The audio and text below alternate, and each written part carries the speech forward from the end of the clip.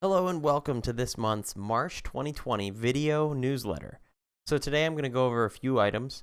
There were some exciting things that happened. There were tons of great top client questions that I really want to mention. Top client questions. Whew, kind of a tricky one for me to say. And so I want to talk about a couple of interesting things. There were some big bit of a yikes moment on for an Instagrammer that didn't go so well. There were some questions about Google My Business, about Google Ads, some SEO questions, and how to properly, add a meta description to your website, as well as a security risk that you should be aware of. So let's dive into the client questions now. So here we are.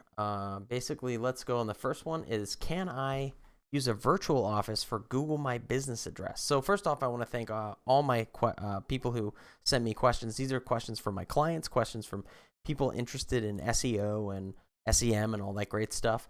If you have a question yourself, you can submit it to my website, cowabundant.com, and or my Twitter @cowabundant, and I will try and answer them as I can. So let's go into it. Can I use a virtual office for Google My Business address? No, you cannot. So Google said basically that, in place of using a virtual office, you should not do that. If your business rents temporary virtual office space, don't create a page for that, as per Google instructions. So service businesses can't list a virtual office unless the office is staffed during business hours. So that's a big one. If you don't have any staff at the office, don't list it. The big thing is that you could get flagged, and if your location is flagged, it's a pain in the butt to try and get it unflagged. I can do it. I've done it with clients before and stuff like that, but it takes work and time, which, as you know, equals expense. So that's where that comes from. Let's go on to the next question here. The next question is, does the longevity of a Google Map address play into the likelihood that it lands on the first page of search? Yes. Yes, it does. So what you're going to want to have, ideally, the longer you're in business, the longer you're at that location, that actually helps your credibility on Google. Because when you're on Google, the longer that you're there. For example, I had a business that, basically I was there at my old location for 2 years. And after that time, I moved to a new location and my rankings dropped. And that's natural. I was able to get my rankings back to the first page of Google for SEO companies in Columbus, which is fantastic because, as you know, it's very competitive, right? SEO. So I was very happy to be back after about 2 months, month and a half of work or so. So it is possible to get back, and there's still more I need to do, for sure. There's still way more. It's not just done because of that. But yeah, so the longer you're on Google, think long term, okay? You want to think long term when you're thinking about your business and on Google. So let's go on to the next question. Next question is, what is the difference between physical locations and locations of interest on Google Ads? So this is basically within Google Ads, there's a section, and you can pick physical location, or do I want to target people in a physical location or in a location of interest? And what I said in the newsletter is basically, if you're in Colorado, if someone's in Colorado, but they have a seminar in Houston, Texas, right? They're going to go to Houston, Texas. So they're in Colorado searching for bars in Houston, Texas, and all this stuff in Houston, Texas. They're looking, right? So that's something that it's a location of interest. Did quotes wrong. You get the idea. So it's a location of interest, whereas physical location obviously it's triangulated, and I'm actually in Houston, Texas, right? So why would you want to do one or the other? There's different reasons for both. Google defaults, I think, to include location of interest because for the most part, there's, if people are always searching in Columbus, they're probably really in Columbus. They could be using a VPN or something else. But anyways, I do often change it to they must be in that location with my clients, but each his own, I guess. All right. Can you change Google search keywords on the fly? Okay. So yes, pretty much. You can change the words like you can within Google Ads. But you do want to be aware that it takes 1 to 3 days for those changes to take effect, and it also Google uses algorithms and AI and all this stuff to figure out who's clicking, who's searching, and all that for when they're actually looking at a search term. So it doesn't just show up right away either. So be aware of that. If you pause ads, if you add new keywords and stuff, it might not show up right away. Okay, so there is some time, but in terms of like pausing an ad, definitely you can do that just about immediately. And you can pause ads immediately, pause keywords immediately. You can add words just about instantly. It just there's some fine tuning, little carrot to that statement. But so for the most part, yes-ish, from what I said. All right, next question is, does Google weigh YouTube links heavier than Instagram or Facebook links? No. Okay, so let me explain. So Google does show YouTube video search results on the actual Google search page. So you can argue that it actually is weighing it heavier because of that. But technically, they're all what's called no-follow links. And these no-follow links are something that are in this, it's actually in my video newsletter. There's a link here that talks about all the different types of links from Cyrus Shepard. I follow him on Twitter and have talked with him before, and he's very helpful. But basically, it talks about like no-follow links and how they work. And if you set a no-follow, then basically Google is hinted, not directed now, which I'll go into later because that's the new thing. That's a Google update. I'm going to go over that later, though. That basically they don't weigh it as heavily.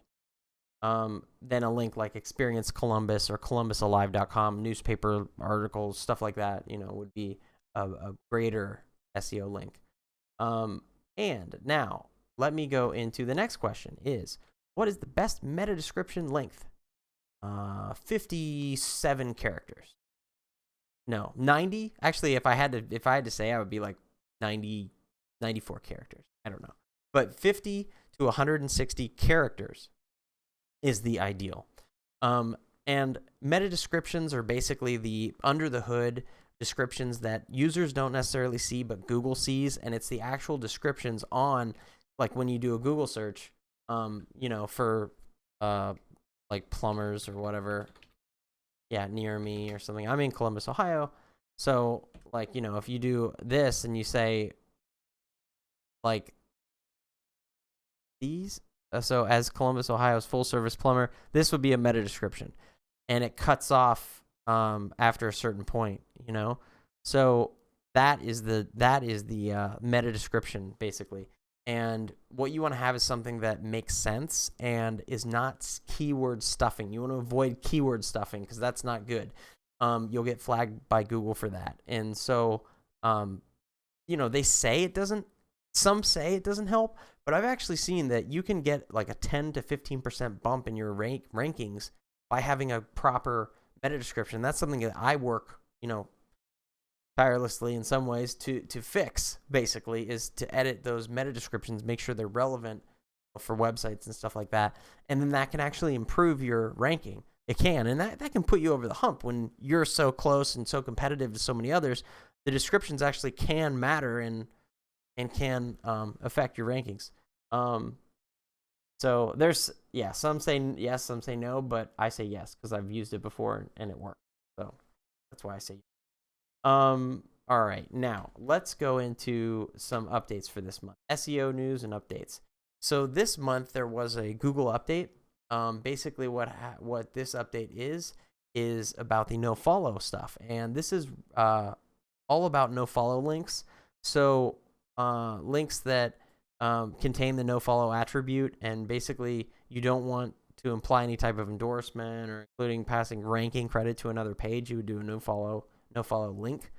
But what Google's doing, they used to say if you say no follow means don't follow this link, whatever. Google would set that as a directive. That's what we'll do. Now they're saying we're going to make it as a hint, which means that they're still going to use algorithms and AI to track all that stuff, because they said by shifting to a hint model, we can no longer lose this important information while still allowing site owners to indicate that some links should be given the weight of a first-party endorsement. So basically, they're using AI like to still look at those links and analyze them, because they realize they're missing a lot of data, and they're trying to understand kind of the complex maze of, insanity that enigma wrapped in a question, wrapped in a whatever, Winston Churchill said. So basically, like, this model is something that shouldn't impact rankings, but they don't want to ignore these no-follow links anymore, so they're going to make some changes, and it started March 1st. So I'll just be aware of this, and I'll see what happens in the future. You shouldn't have to change anything on your website. Everything should be continued. So I will follow this no-follow thing. Back to you. All right. This was interesting. Are comments useless in link building? And it kind of says they are, which is interesting. That used to be a popular SEO tech, putting a bunch of comments on popular blogs and stuff like that. That's definitely gone by the wayside, or way down now. But it used to be a popular thing. So it's basically saying they're not useful, essentially. So yeah, there's other ways to do it, but it was kind of interesting. I wonder if this no follow thing will change that, but that was kind of interesting. Okay, next article. This was very interesting to me. Yikes! Instagrammer slammed for committing the ultimate posting sin, and that's basically she photoshopped. She's photoshopped for her pictures. Which, if you're a fashion model, Instagrammer, and you're saying I'm traveling the world using these products in these wonderful places, and then you just Photoshop background and are lying, you're not very credible. So she was not very credible. This basically is her, and she was essentially committing the ultimate Instagram sin, by photoshopping her stuff, and all, like, her images are photoshopped. You can see, like, this. I did video or editing for like 10 years.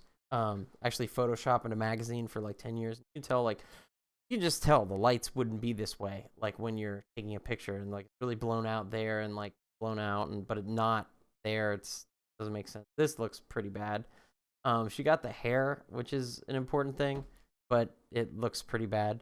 So guys, this picture is real, she said.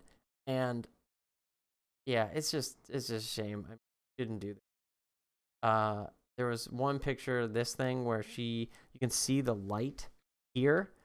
That is just something that, like, basically when you're using Photoshop, there's like a light tool that kind of, you feather it and then it glows in the back. So that's exactly what that is. She said she actually was at the restaurant, but they didn't give her a good table, so she had to Photoshop it because she didn't have a view.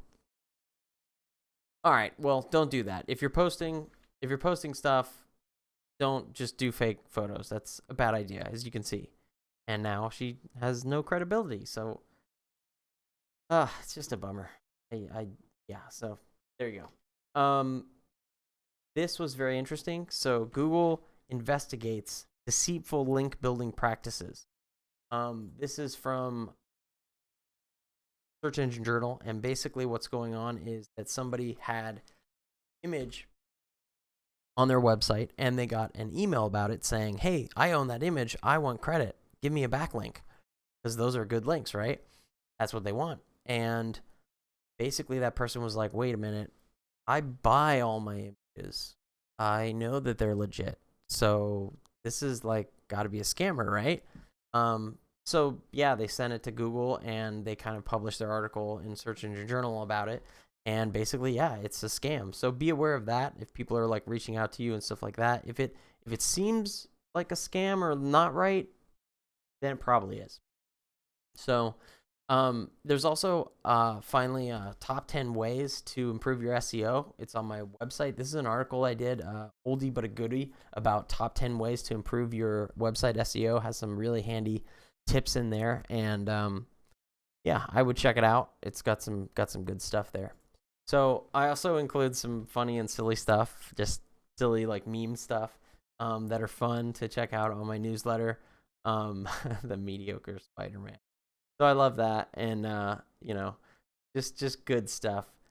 So everybody, thank you so much for watching this. If you have any questions or comments, please leave them below. Like and subscribe. That really helps me out. I will do this every month, and looking forward to your questions. You can leave them in comments below. Like if you have SEO questions, I'll try to answer them best I can, in the next month and other videos and stuff like that. So everybody, thanks for watching. I really appreciate it, and hopefully this helped. All right, have a good one.